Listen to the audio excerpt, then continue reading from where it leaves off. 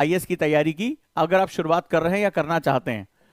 अगर हम यहां पे बिगिनर हैं, वी आर बिगिनर हेयर, तो आपको बताया जाता है कि आप 11th और 12th की पढ़ लीजिए, ठीक है, 11th एंड 12th की पढ़ लीजिए, मोर देन इनफ है। कितने लोगों को ये बात पता होगी कि आपने पुरानी एनसीईआरटी या नई एनसीईआरटी कोई भी जो आपने पढ़ लिया, तो 11th एंड 12th की आप पढ़ लीजिए, मोर देन इनफ है, ठीक है। तो अब इस फंडामेंटल को आप जरा ध्यान से समझिए। आपको ये बात किसने किसने कही है कि हाँ ऐसा ही होता है? बोले बाकी छठी सातवीं पढ़ने की आवश्यकता नहीं है, ठीक है। अब जरा इस बात को समझने की कोशिश करिए कि आप आईएएस की तैयारी शुरू करना चाहते हैं, आप नॉन ह्यूमैनिटी बैकग्राउंड से हैं, आप साइंस से हैं, आप कॉमर्स से हैं, आप किसी और बैकग्राउंड से, आपने हिस्ट्री कभी नहीं पढ़ी है, उतने कभी ढंग से कभी ध्यान देकर नहीं पढ़ा है। अब इस किताब का महत्व क्या है ये समझिए, राइट। अगर मेरा कोई स्टूडेंट यहां पर होगा, एनसीईआरटी आंदोलन का कोई पुराने बैच का अगर स्टूडेंट होगा, तो जब मैंने पहली क्लास जब शुरू करता हूं तो मैंने आपको बताया था कि इतिहास क्या है सबसे पहले, ठीक है। तो इतिहास क्या है, अगर आप लोग ध्यान से इसको सुने, तो मैंने बताया था कि हिस्ट्री क्या होती है। तो जब मैंने हिस्ट्री सिखाई तो मैंने आपको बताया कि हिस्ट्री बेसिकली हम लोगों को यह सिखाया जाता है बेसिकली पढ़ने पढ़ाने का कि this is all about facts, ठीक है, इतिहास फैक्ट्स है। लेकिन मेरा स्टूडेंट ये बहुत अच्छी तरह जानता है कि इतिहास बेसिकली हमें यह बताता है कि भविष्य में हमें क्या करना चाहिए और क्या नहीं करना चाहिए। इतिहास बताता है कि ये साक्ष्यों पर आधारित है, साक्ष्य पर्सपेक्टिव पर आधारित, तो हम उसको देख किस रूप में रहें। यानी मैंने एक लाइन वहां अपनी क्लास में बोली थी, मैंने कहा था अपना अपना इतिहास, ठीक है। कई लोगों का इतिहास कई तरीके से होता है और यही कारण है कि दुनिया भर में इतिहास की किताबों को लेकर सबसे ज्यादा संघर्ष होता है। सबसे ज्यादा जब भी कोई गवर्नमेंट आती है वो किस किताब में सब्जेक्ट चेंज करती है, अपना जो पर्सपेक्टिव वो सारा का सारा चेंज करती है हिस्ट्री की बुक्स में। तो इसका सीधा सा मतलब है कि हिस्ट्री अगर डायरेक्टली मैं इस फॉर्म में पढ़ना शुरू कर दूंगा, फैक्ट्स फॉर्म में, तो 11th 12th में आप जैसे जाओगे तो सवाल है कि हिस्ट्री किस पर्सपेक्टिव में आपके सामने परोसी जा रही, किस परिप्रेक्ष्य में आपके सामने है, वो आप कभी पकड़ ही नहीं पाओगे। और जब किसी सब्जेक्ट का परिप्रेक्ष्य नहीं पकड़ा जाता है तो आप लास्ट में कहते हो सर पढ़ा तो था, क्वेश्चन नहीं कर पाया एग्जाम में। परिप्रेक्ष्य का मतलब जैसे वो बहुत बेसिक एग्जाम्पल है कि आधा ग्लास खाली या आधा ग्लास भरा, तो अलग अलग, आप कोई कहेगा सर आधा ग्लास खाली है, कोई कहेगा नहीं आधा ग्लास भरा है, ठीक है। तो अब इसमें क्या हो सकता है कि पर्सपेक्टिव बड़ा इंपॉर्टेंट होता है। हमें जो ये मार्केट में ढेर सारी खबरें फैली होती, बाबा लोग जो होते हैं, ठीक है, वो जो यहाँ व्हाट्सएप पे भी आके, सोशल मीडिया पे भी आके उल्टियां करते रहते हैं, हर जगह तुम्हें गली मोहल्ले में पकड़ पकड़ के उल्टियां करते रहते हैं, वो बेसिकली खुद नहीं जो है दिक्कत होती है तो यहां पर भी दूसरे को यही गलत ज्ञान देते रहते। बोले अबे इतिहास में क्या रखा, अबे सब याद कर डालो, युद्ध कब हुआ, फलाना कब हुआ, कौन मरा, कौन सा आंदोलन। इतिहास सिर्फ फैक्ट नहीं है, इतिहास सबसे ज्यादा गहरी चीज है। अगर ऐसा नहीं होता, सिर्फ फैक्ट होता, तो जितनी भी सरकारें आई हैं उन्होंने सबसे ज्यादा इतिहास की किताबों में ही बदलाव क्यों किए हैं? भूगोल में कभी बदलाव नहीं किया, विज्ञान में बदलाव नहीं किया, इतिहास में ही बदलाव क्यों किया? इतिहास समाज का आईना होता है, इतिहास समाज का दर्पण होता है, इतिहास उसके अतीत और उसके भविष्य के बीच में एक जोड़ पैदा करता है, एक लिंक पैदा करता है। आप इस बात की गहराई समझना शुरू करिए। तो यह किताब 6th क्लास की आपके लिए क्या काम करेगी? इस किताब की जो सबसे खास बात है, इसमें बहुत ज्यादा एग्जाम के लिए जानकारियां नहीं है। अब आप कहोगे अरे एग्जाम के लिए जानकारी नहीं, मैं तो आईएएस की तैयारी कर रहा हूं तो मुझे ये किताब नहीं पढ़नी चाहिए। लेकिन इसमें क्या है ये जानना बड़ा जरूरी है। किताब को जब तक समझोगे नहीं तब तक कभी किताब तुम्हें नहीं समझेगी, और जब तक तुम्हें नहीं समझेगी तब तक कभी भी दोस्ती नहीं होगी, बात याद रखना। ये जो किताब है बेसिकली, ये किताब इतिहास के विकास के बारे में बताती है, डेवलपमेंट ऑफ हिस्ट्री के बारे में बताती है। हिस्ट्री क्या है? हिस्ट्री में जो सबसे इंपॉर्टेंट होती है, इतिहास हमेशा साक्ष्यों के आधार पर लिखा जाता है और साक्ष्य हमेशा पर्सपेक्टिव यानी परिप्रेक्ष्य में देखा जाता है। मेरा परिप्रेक्ष्य क्या है, ठीक है, मेरा जो है वो मेरा पर्सपेक्टिव क्या है, यहां पर ये बड़ा इंपॉर्टेंट हो जाता है, ठीक है। मेरा परिप्रेक्ष्य क्या है, ये बहुत ही महत्वपूर्ण होता है। तो मेरा पर्सपेक्टिव क्या है ये बहुत इंपॉर्टेंट है। ये किताब जो है कैसे पढ़ना है, इस किताब को सबसे पहले आपको कम से कम इसको 2 तरीके से पढ़ना है। चलिए बताता हूं। सबसे पहले इस किताब के जो चैप्टर्स हैं इनको समझने की कोशिश करिए। ये सबसे पहले किसी बिगिनर को, आप स्पेशली नॉन हिस्ट्री बैकग्राउंड से अगर है और हिस्ट्री कभी आपने इस तरह से नहीं पढ़ी है जिसमें आपको कोई कॉम्पिटिटिव एग्जाम की तैयारी करनी है, तो सबसे पहले ये इतिहास बताता है कि साक्ष्य क्या होते हैं, इतिहास क्या होता है, इतिहास कैसे विकसित हुआ।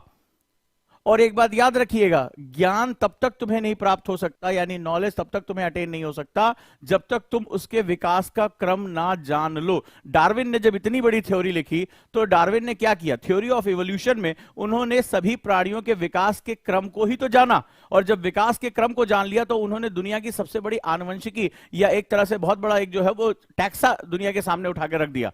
और आज उनको सबसे बड़े जीव विज्ञानी के रूप में जाना जाता है। डार्विन को जो है वो फादर ऑफ इवोल्यूशन के बारे में जाना जाता है। आखिर उसका सबसे बड़ा कारण था कि उन्होंने उस विकास के क्रम को समझ लिया।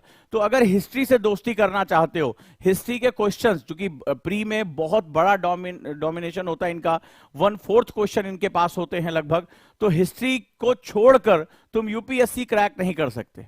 ठीक है, तो हिस्ट्री एक इतना बड़ा डायमेंशन है।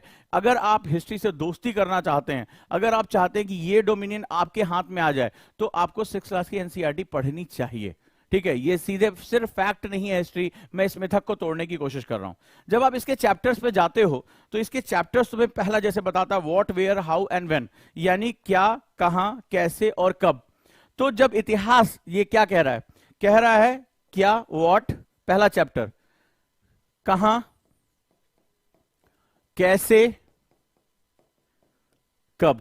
अब जब भी आप कोई बुक उठाइए तो उसका जो टाइटल होता है, टाइटल बेसिकली क्या होता है, टाइटल निचोड़ होता है।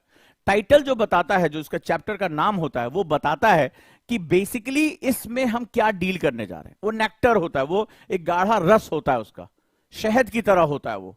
तो बेसिकली जब आप पहला चैप्टर उठाएं तो जरा मुझे, मेरा स्टूडेंट जो भी यहां पर मुझे सुन रहा है, जो बिगिनर है स्पेशली, ठीक है, जिनको मैंने पढ़ाया उनकी बात नहीं कर रहा हूं, बाकी बच्चे मुझे बताएं कि ये चैप्टर डील क्या करने जा रहा है इतिहास में। चलो देखें कितने लोगों ने किताबों को पढ़ा, कितने लोगों ने जाना। मैं आपसे बात करना चाहता हूं कि आपने बेसिकली इसमें डील क्या किया।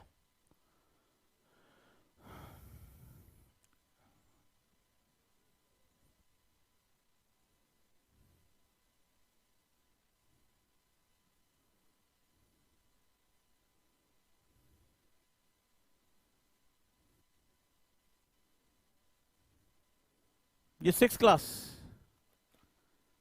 क्लास की एनसीईआरटी अवर पास पार्ट 1।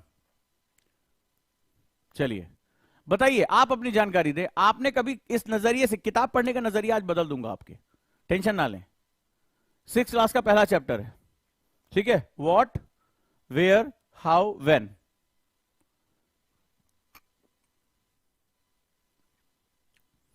इन शब्दों का मतलब क्या है, कभी रुक के सोचा? किताब पढ़ना सीखिए।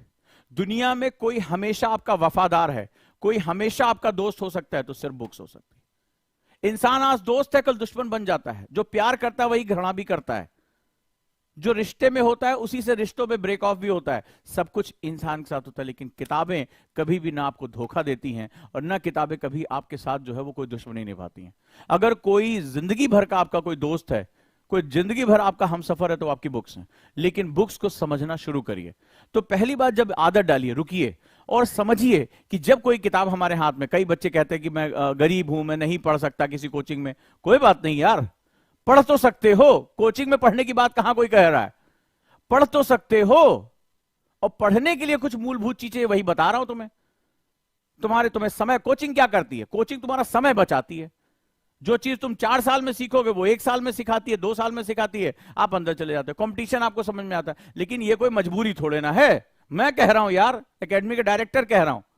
पर सवाल क्या है? सवाल है कि तुम्हारे अंदर गुर्दा कितना है, तुम स्वाध्याय के लिए कितना तैयार हो। तुम बकैती करके तुम पढ़ाई कर सकते हो तो ये संभव नहीं है। इसके लिए तुम्हें डेडिकेशन चाहिए। तो पहला जो लक्ष्य होता है, पहले किताब तो पढ़ना सीख लो। किताब चाहे जो भी हो, चाहे आप कोचिंग में पढ़ते हो, किसी भी कोचिंग में पढ़ते हो, ठीक है, तुम शिक्षक को गाली दे सकते हो कि भैया फलाना अच्छा है, तुम खराब हो, यहां की उटपटांग लिख सकते हो। इससे कोई फर्क नहीं पड़ने वाला। ये देश अपने शिक्षकों को गाली देते हुए यहां तक इतना जो रसातल में जा रहा है, कोई कहने वाली बात नहीं। विश्व गुरु होने वाला देश आज अगर दुनिया के चरणों में पड़ा हुआ है, छोटी छोटी चीजों के लिए भीख मांग रहा है, जो है वो सेमीकंडक्टर डिवाइसेस के लिए भी उसके पास कुछ नहीं है, तो उसका सबसे बड़ा कारण है हमने अपने गुरुओं को सर से उठाकर पैर में डाल दिया। इसमें मुझे कोई भी जो है वो तकलीफ नहीं है। तकलीफ तुम्हारी है। कल के सेमिनार में तुमसे यही कहा था, जीवन तुम्हारा, कंपटीशन तुम्हारा। अरे मुझे थोड़े ना एग्जाम देना है। चीरे तुम जाओगे जब समाज के बीच में पहुंचोगे, तुमसे कहा जाएगा अरे ससुरा फेलियर है ये, ऐसे तुम्हें बोला जाएगा। भाई ये फेलियर का तमगा तुम पे लगेगा, हम पे थोड़ा लगना जा रहा है। तो तुम यहां पे बैठ के गरियाओ, तुम्हें जो करना है वो करो। तुम्हें क्या मतलब है? मुझे, तुम्हें जो करना है वो करो। लेकिन सवाल है कि तुम अपने जीवन के साथ खेल रहे हो और तुम्हें लग रहा है कि तुम दूसरे को उटपटांग बोल के तुम बहुत बड़ा जो है वो अपना काम कर ले रहे हो ना। ये तुम हो जो फंसोगे, ये तुम है जो अखबार बेचने जाओगे, ये तुम हो जो 2 वक्त की रोटी के लिए परेशान रहोगे, वो तुम हो जो अपने बच्चों को अच्छी शिक्षा नहीं दे पाओगे, ये तुम हो यहां सेंटर में। ये ध्यान रखो, भूल जाते हैं हम कई बार इस मिथ्या आचरण में। तो चलो सबसे पहले हम शुरू करते हैं, इस चैप्टर को समझो। तो जब चैप्टर में जब बात करते हैं, कहते हैं व्हाट, ये क्या बताता है, वेयर। एनसीईआरटी की किताबें ये भी बताती है कि पढ़ना कैसे है। ये बहुत खूबसूरत किताबें होती हैं। ये जो मिथ्या आचरण कर दिया जाता है ना कि अरे यार कुछ नहीं, 11-12 पढ़ लेना, क्या रखा है इसमें, तो ये पूरी मेहनत जो इन बेचारों ने, पूरी कमेटी ने की है, वो सारी मेहनत ही खा के खत्म कर देते हो। ठीक है, वेयर, ठीक है, हाउ एंड व्हेन। अगर मेरा स्टूडेंट यहां पर होगा कोई आंसर राइटिंग का, तो याद होगा मैंने एक मेथड सिखाया था कि कम समय में कैसे एडिटोरियल तैयार करते हैं, ठीक है, उसको क्वेश्चन कैसे बनाते हैं। तो मैंने उसको 7 मेथड सिखाए थे, ठीक है, 7, उसमें से 4 यहां हैं। ठीक है, मैंने कहा था कि आईएएस टॉपर अदापा कार्ति ने एक बार कहा था अपने सेमिनार में कि मेरे पास 7 ऐसे मित्र रहे हैं, सहयोगी रहे हैं, जिन्होंने मुझे आईएएस बनाया, और उन्होंने क्या, कहां, कैसे, क्यों, कब, किसका